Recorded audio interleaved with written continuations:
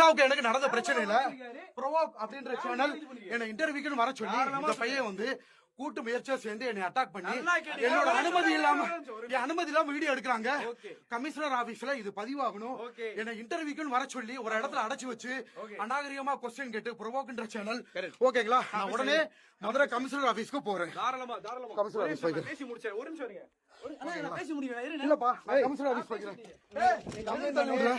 எதுக்கு தள்ளி விடுற பையன்? எதுக்கு தள்ளி விடுற? கேமரா உடைச்சிங்க. உள்ள வச்சே எதுக்கு அடிச்சா? உள்ள வச்சு அடிச்சா? என்ன எதுக்கு உள்ள வச்சு அடிச்சா?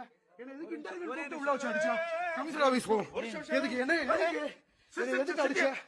என்ன எதுக்கு அடிச்சா? உட்கார முடியாது. புடிங்க, அடிக்கிறீங்க மக்களே. என்னை தாக்குறாங்க, என்னை அடிக்கிறாங்க மக்களே. நான் கமிஷனர் ஆபீஸ் போறேன். பாருங்க, நான் ஒரு ஆளு. ஹாய் எல்லாருக்கும் வணக்கம் and welcome back to our channel. எனக்கு ஒரே ஒரு டவுட் தான். அடிச்சாங்க திவாகர் சொல்லிட்டு இருக்காரு. ஏன்னா எவனாவது ஒருத்தனை அடிச்சு நல்லா வாயை குழப்பி இந்த ரெண்டு பக்கமா போண்டா முழுங்கிட்டு இருக்க மாதிரி அந்த மூஞ்ச மாத்த மாட்டீங்களா அப்படின்னு நான் கேட்கும் பொழுது சில பேர் என்ன சொன்னாங்கன்னா, ஏற்கனவே அந்த மூஞ்சி அப்படிதான் இருக்கு அப்படின்ற மாதிரி சொன்னாங்க. போண்டாயில ஏதோ அசிங்கத்தை வாயில வச்சுக்கிட்டு இருக்க மாதிரி தான் அவன் மூஞ்சி இருக்கு அப்படின்ற மாதிரி பேசியிருக்காங்க.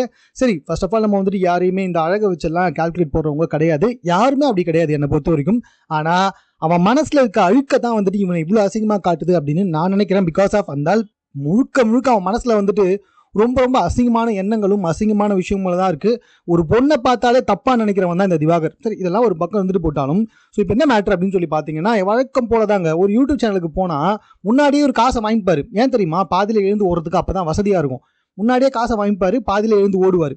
எப்போவுமே இதே வேலையை தான் பண்ணி வந்துகிட்டு இருக்கான் இந்த பனி மூஞ்சி வாயன். இப்போ என்ன இருக்கு அப்படின்னு சொல்லி பார்த்தீங்கன்னா, ஒரு சேனலில் வந்துட்டு இன்டர்வியூ கொடுக்க போறப்ப அந்த சேனலில் கேட்ட கேள்விகளுக்கு ஒன்று உனக்கு ஒழுங்கா பதில் சொல்ல தெரியணும், கிரிட்டிசைசம் பண்ணா அதை அக்செப்ட் பண்ணிக்க தெரியணும், அதுலேருந்து நம்ம கற்றுக்கவும் தெரியணும். இவர்கிட்ட போயிட்டு ஒரு வார்த்தை சொன்னால் போதும், நம்ம ஃபேமிலி இல்லை நம்மளோட பரம்பரையவே தோண்டி வச்சு திட்டிடுவான் இந்த ஆளு. அப்படிப்பட்ட ஒரு கேவலமான பிடிச்சவன் தான். ஸோ இப்போ இந்த இன்டர்வியூவில் வந்துட்டு இன்டர்வியூன்னு போகிற, காசு வாங்கிட்டு தான் போகிற, ஒழுங்காக அந்த இன்டர்வியூ முழுசாக முடிச்சு கொடுத்துட்டு வரணும். இல்லையா முன்னாடியே இன்டர்வியூவில் இந்த மாதிரி கேள்விகள் கேட்காதுன்னு சொல்லணும். எல்லாத்துக்கும் பதில் சொல்லலாமா, பார்க்கலாமா, நான் ஒரு டாக்டருமா, வாமா போமா அந்தம்மா பேசுவோம், லவ்வபிளாக பேசுவோம் அப்படின்னு என்ன வாட் எவர் இட் இஸ் தேமா தான் பேசிட்டு உட்காந்துக்கிட்டு இருக்கான். இந்த இன்டர்வியூவில் அவர் கேட்ட சில கேள்விகளுக்கு வந்துட்டு டென்ஷனான திவாகர் வந்து உடனே எழுந்து போக பார்த்துருக்காரு. அங்கே இருந்தவங்களாம் இல்லை சார் உட்காருங்க சார் அப்படின்னு சொல்லும்பொழுது அந்த இடத்துல வந்துட்டு திவாகர் என்ன சொல்கிறாருன்றதை நான் முதல்ல சொல்லிடுறேன். ஸோ இன்டர்வியூக்குன்னு கூத்து தவறான கேள்விகளை கேட்டு தன்னை வந்துட்டு தப்பாக வந்துட்டு ப்ரோவோக் பண்ண ட்ரை பண்ணுறாங்க, தன்னை தப்பாக ப்ரொஜெக்ட் பண்ண ட்ரை பண்ணுறாங்க அப்படின்னு சொல்லியிருக்காரு. மேலும் ஒரு இருட்டு ரூம்குள்ளே என்னை அடைச்சி வச்சு 10-15 பேர் கொண்ட கும்பலை என்னை அட்டாக் பண்ணாங்க, அடித்தாங்க, மக்களே காப்பாற்றுங்க, ஐயோ அம்மா அப்படின்னு சொல்லிட்டு இருந்தாரு. Just for comedy. ஒரு முறை வந்துட்டு நம்ம காமெடிக்காக தாங்க சொல்கிறோம் இதை. ஒரு முறை வந்துட்டு கலைஞரை அரெஸ்ட் பண்ணும்போது ஐயோ கொலை பண்ணுறாங்கன்னு கத்துனார்ல, அந்த சீனை ரீக்ரியேட் பண்ண மாதிரி தான் இருந்துச்சு. ஸோ பயங்கரமாக வந்துட்டு கத்திட்டு அப்படி இப்படி போயிட்டு உட்காந்துட்டு இருக்கான். இதுதான் வந்துட்டு திவாகர் சொன்னது.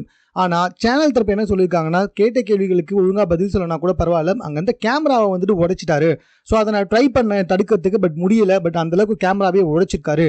அது மட்டும் இல்லை, எங்கள் கம்பெனியில் எங்கள் ஆஃபீஸில் ஒர்க் பண்ணுற பெண்ணிடம் வந்துட்டு சில்மிஷன் செஞ்சிருக்காரு, தப்பாக பேசியிருக்காரு, அந்த பொண்ணு கொடுத்த வீடியோ இருக்குது அவத்தையும் சொல்லியிருக்காரு.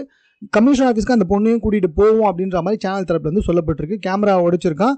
ஸோ அந்த இடத்துல பயங்கர சண்டையாக இருக்குது. கிட்டத்தட்ட அந்த இன்டர்வியூ ரூம்லேருந்து தெருவுக்கு வர வரைக்கும் பயங்கரமாக வந்துட்டு திவாகர் கத்திக்கிட்டு வந்த வீடியோ தற்போது சமூக வலைதளத்தில் ரொம்ப வைரலாக போயிட்டு இருக்கு. 2 நாளைக்கு முன்னாடி தான் வந்துட்டு பார்த்தீங்கன்னா, பெரிய டெலிவிஷன் விஜய் டிவியில் போயிட்டு நீ அவ்வளோ பெரிய பிரச்சனையே பண்ணிட்டு வந்திருக்கிற, அங்கேயும் போயிட்டு ஏதோ ஒரு லேடி மேலே கையை வச்சு அவங்க புருஷன் முன்னாடி இத்தனை நாள் அங்கே இருந்துட்டு ஏன் கூட ஒரு நாள் இரு அப்படின்ற மாதிரி சொல்லியிருக்கதா மாக்காப்பா மற்றும் வந்துட்டு பார்த்தீங்கன்னா வினோத் புகழ்லாம் சொல்லியிருக்காங்க.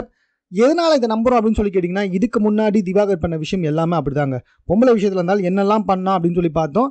தங்கச்சின்னு சொல்லிட்டு இந்த பார்வதியை உடனே நானே உன்னை கத்திக்கிறேன்னு சொன்னது, தேய்ச்சது, இந்த மாதிரிலாம் பண்ணுறது, கரும முச்சவனால என்ன சவுண்டெலாம் கொடுக்க வேண்டியதாக இருக்குது பார்த்தீங்களா.